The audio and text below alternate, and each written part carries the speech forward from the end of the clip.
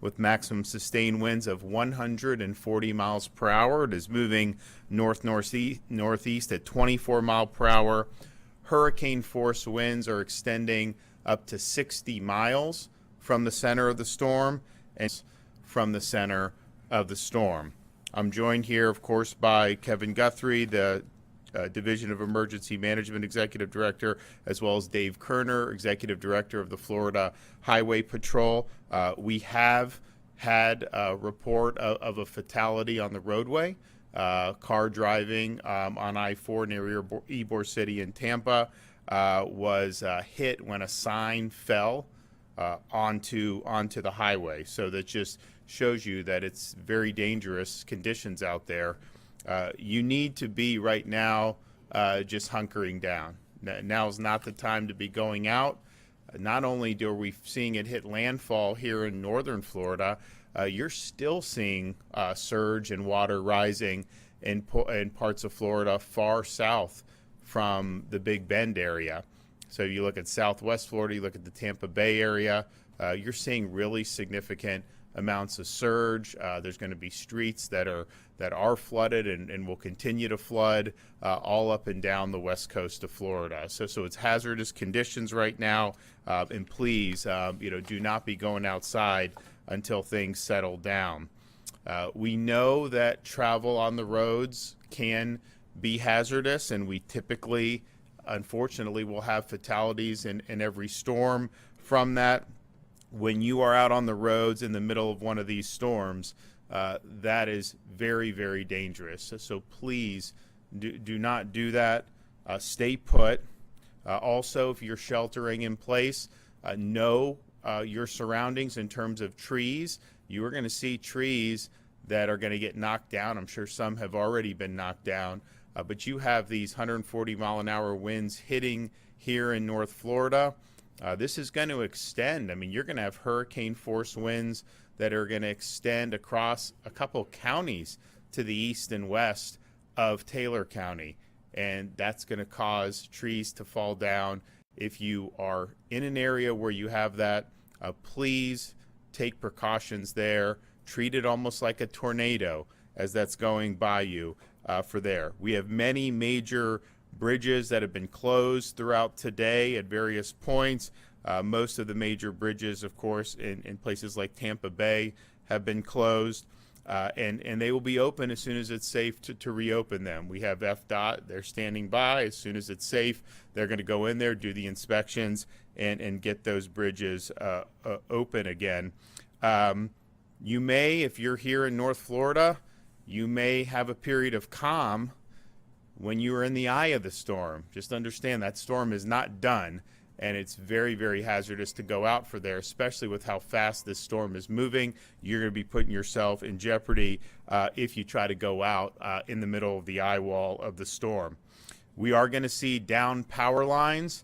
Those are very hazardous as well. Please do not mess with any down power lines in and around your home or anywhere you may come in contact with them. Also, be very careful about standing water. People get up in the morning when it's light out. There's going to be standing water in a lot of parts of this state. Don't go trudging through that. There's going to be a lot of hazards that could be in there, and just please be mindful of that.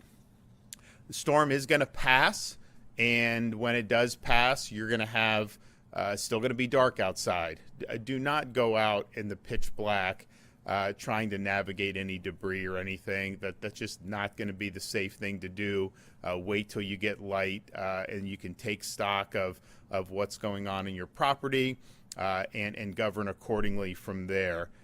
When you're using ladders, please be safe with that. We do have fatalities involving people climbing on ladders, trying to get to their roofs and falling, and that happens almost every storm.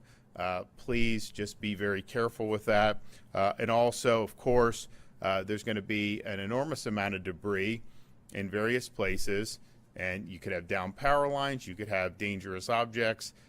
Just be very careful when you're around the debris. Also, be careful about using a generator. Do not use a generator inside your house. There have been power outages. There's going to be more power outages.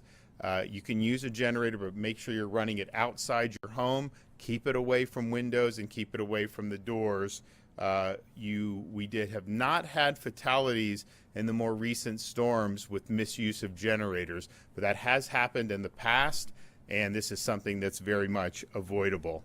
So the state is ready as soon as this storm passes and it's safe to do so, to commence search and rescue operations. We have 3,500 National Guardsmen standing by. We have our state guards standing by. We have state troopers standing by, and they will be active if need be. And I know we have a lot of our local first responders are going to be ready to be able to be on scene as well as needed. We're also going to be ready for road clearing. There is going to be debris on the roads. We want to get these roads open. We want to make sure that people can travel safely. And so our Florida Department of Transportation is standing by for cut and toss operations, and those will begin as soon as it's safe to do so. They're also going to go in and inspect the bridges so we can ensure they're safe and can be reopened. They have 40 large pumps to be able to pump water out of areas that have flooded, as well as almost 700 generators. And then, of course, another mission is going to be power restoration. We have tens of thousands of linemen that are standing by. I think people have seen some of the pictures that we've seen from TECO, from Duke Energy, from FP&L, and they are going to be on scene probably as soon as it's light outside in the morning. And so you'll have all day Friday, a full day worth of power restoration. I think they're going to get a lot done. Obviously, we're going to have to navigate this debris, and hopefully they're going to be able to have easy access to these power lines. But this is a priority to be able to get the power restored as quickly as possible. And then we're also standing by to help with disaster supplies for people that need them. We have meals ready to eat, of course, the water mission, bottled water, Starlink internet devices, fuel for folks who may need fuel. So that all is standing by and ready to be done. And there'll be a lot more that is going to be done as circumstances warrant. If you need assistance, non-emergency assistance after the storm, you can call the State Assistance Information Line at 1-800-342-3557. Now, this is not for emergencies. If you are in a situation where it's emergency, you make the normal emergency calls. This is for non-emergency assistance involving the aftermath of the storm, and we urge you to call that number if you need help. So we are here. We're going to face the storm in Tallahassee. I think we're on the west side of the storm, but I think the winds are actually going to be very, very significant. And even though the eye of the storm has entered into Taylor County, you are absolutely going to see major, major gusts in Jefferson County, in Wakulla County, in Leon County. That's going to happen. So we'll be here at the EOC through that process. And then when it's safe to kind of be liberated from here, we're going to be out and about surveying the damage and coordinating the response. With that, I will bring up Kevin Guthrie. Thank you, Governor. Hurricane Helene is, as the governor mentioned, is currently making landfall in the Big Bend area of Florida. Please shelter in place, as the governor has said. Stay indoors. Again, I like his analogy of treat this like a tornado right now. Again, those individuals along Deckle Beach, maybe even as close as Steinhatchee, you're probably seeing very, very clear skies right now. That's because you're in the eye of the hurricane. If you can hear us and you have power, please do not go outside. That eye wall is going to close on the back side momentarily, probably within the next 15 to 30 minutes as it continues to make landfall. So please stay indoors. Roads are dangerous due to the flooding, debris, potential downlines. Do not risk it. We have numerous roads that FHP and DOT are responding to now that are underwater, and we do not want anybody to drive through that. So please, again, turn around, do not drown. You never know what's underneath that roadway. If you are hearing trees snapping in your area, take immediate shelter. Go to an interior room away from windows and doors, most likely an interior bathroom. Close the doors and get as low as you possibly can. If you lose power and use the generator, do safely and never indoors, as the governor's already indicated. Once the storm passes, Listen to your local authorities for updates. There may be situations where it's not safe for you to return back to your home.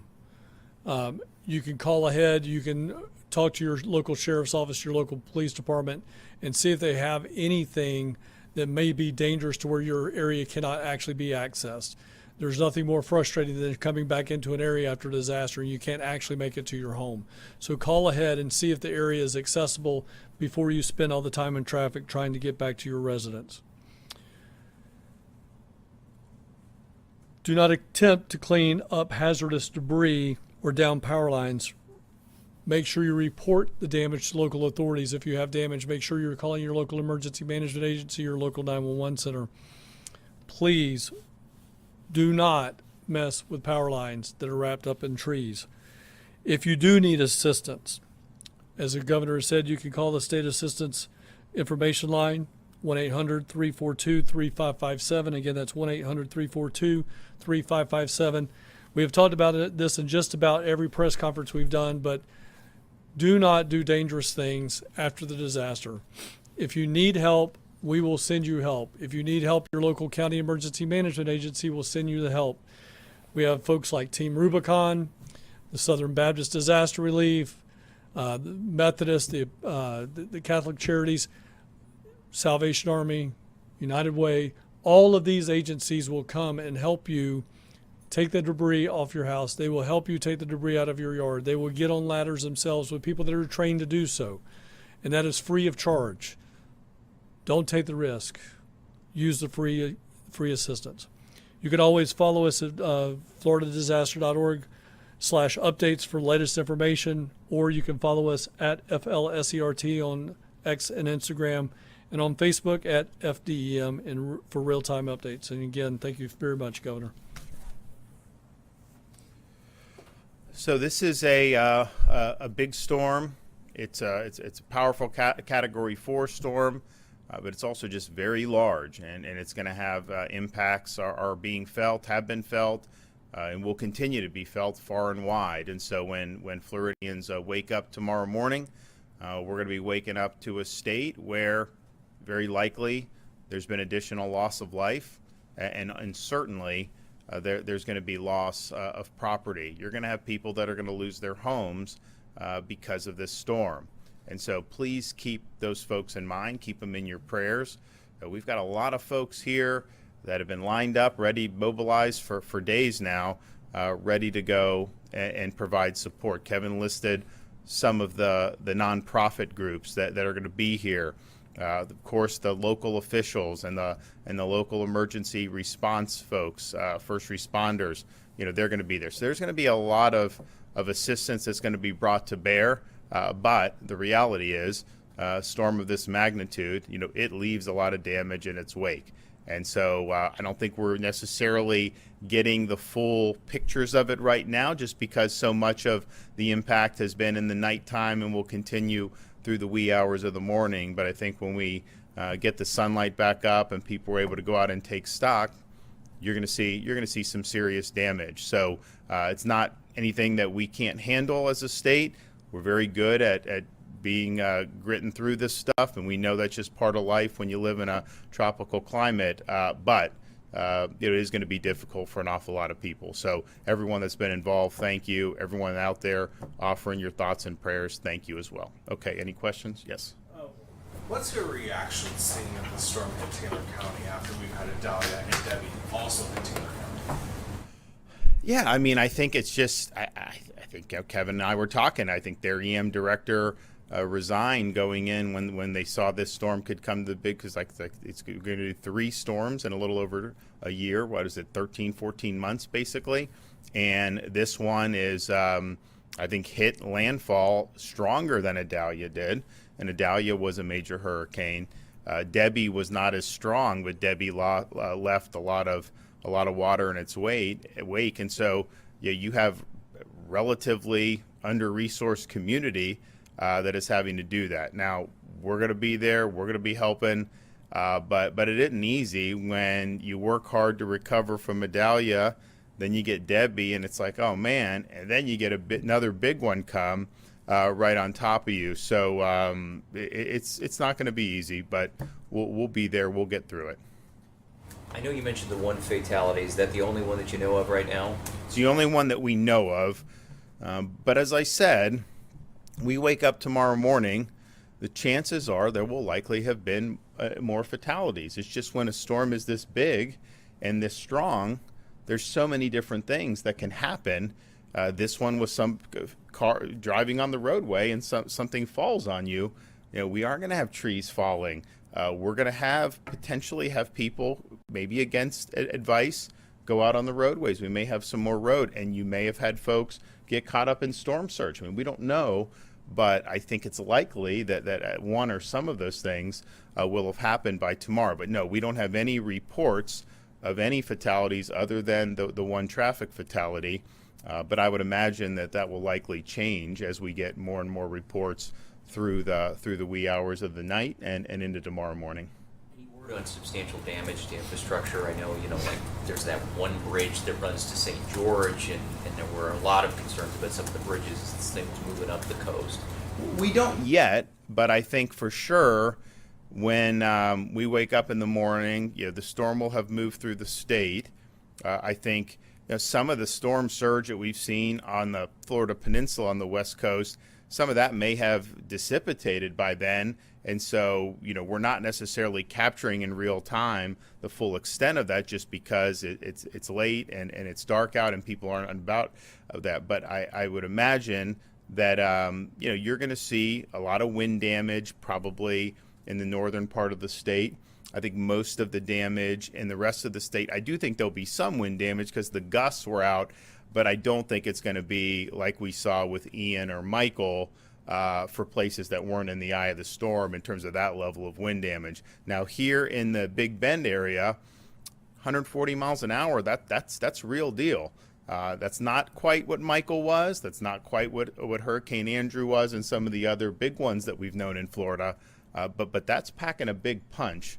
So we'll have a better sense of that, I think, tomorrow morning. But no, we have not gotten any reports of things like after Hurricane Ian or within like an hour, you saw Sanibel Causeway, you saw Pine Island Bridge washed out, basically. We have not gotten those reports yet. That doesn't mean it can't happen and it won't happen, but not to our knowledge yet.